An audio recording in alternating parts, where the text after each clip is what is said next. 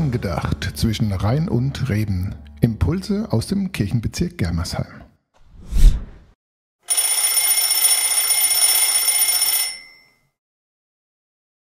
Psst, psst, es ist Halbzeit.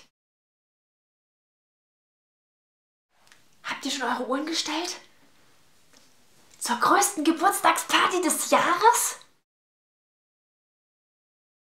Vielleicht könnt ihr euch auch eine Zeit stellen. Der zweite Advent ist da und bald feiern wir Weihnachten.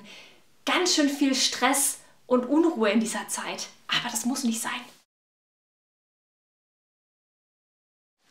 Ihr könnt euch auch einen Wecker stellen für einen kleinen Moment, einen klitzekleinen Moment in eurem Alltag. Eine Zeit, in der ihr einfach mal durchschnauft. Einen Moment, eine Minute für dich und Gott. Na, nimmst du die Herausforderung an? Angedacht zwischen Rhein und Reben. Impulse aus dem Kirchenbezirk Germersheim.